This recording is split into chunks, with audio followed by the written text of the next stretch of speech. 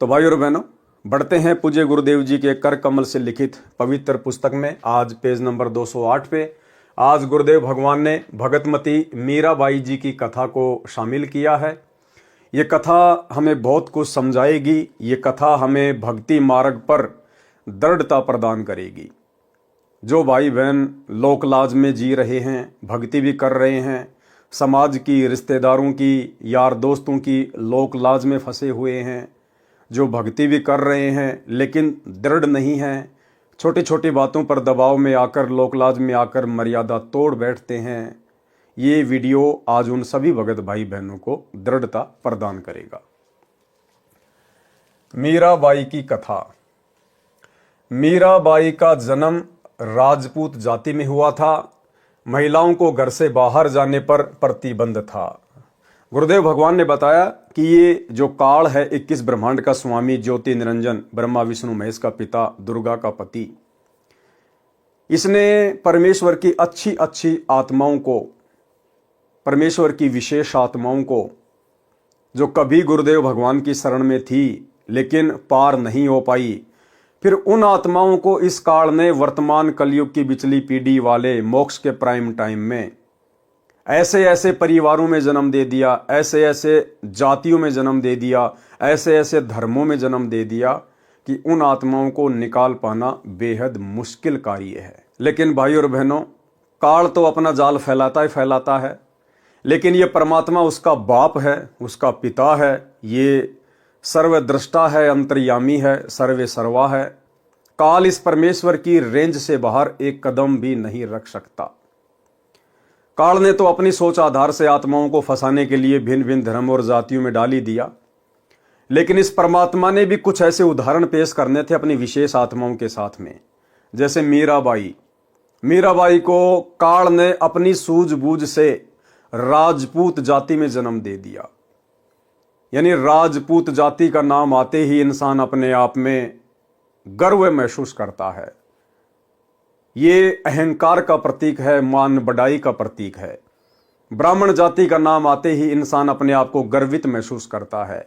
ये अहंकार और मान बढ़ाई का सूचक है। तो काल ने तो ये सोचकर मीराबाई को राजपूत जाति में जन्म दिया कि ये जातिवाद में फंसी रहेगी, इसके ऊपर इसके परिवार का, समाज का इस कदर प्रेशर रहेगा, ये सत्संग सुनने के लिए संत के पास जा ही नहीं पाएगी, घर से बाहर निकल ही नहीं पाएगी। दूसरी तरफ परमात्मा ने उदाहरण पेश करने थे कि जिन आत्माओं को परमात्मा चाहिए, जिन आत्माओं को परमात्मा समझ में आ जाता है, भक्ति मार्ग समझ में आ जाता है, फिर वो आत्मा चाहे किसी भी जाति धर्म में क्यों ना हो, वो सारे बंधनों को तोड़ डालती है और समाज के लिए एक उदाहरण बनकर उभर जाती है।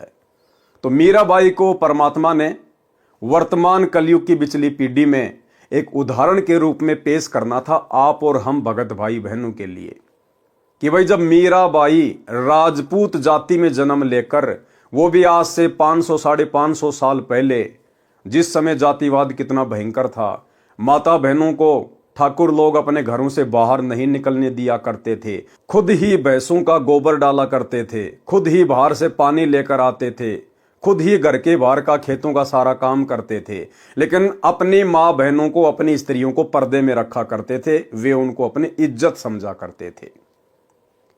तो गुरुदेव भगवान ने एक उदाहरण पेश करना था कि जिन आत्माओं को यह ज्ञान समझ में आ जाता है, परमात्मा समझ में आ जाता है, और जिनको अपने आत्म कल्याण का चषक लग जाता है, वो आत्माएं फिर चाहे किसी भी जाति में हो, किसी भी धर्म में हो, वो आत्माएं सारे बंधन तोड़ डालती है। और गुरुदेव ने वर्तमान में मीरा को उदाहरण के रूप में पेश कर दिया। और आज गुरुदेव हमें एग्जाम्पल देते हैं कि भाई मीराबाई कोई अलग थोड़ी थी, मीराबाई के कोई 4 हाथ पैर थोड़े ना थे। जब वो लड़की होकर संघर्ष कर सकती है, समाज से संघर्ष कर सकती है, परिवार से संघर्ष कर सकती है, भक्ति के लिए, मर्यादाओं के लिए, तो वर्तमान की माता बहनें, वर्तमान की लड़कियां क्यों नहीं कर सकती?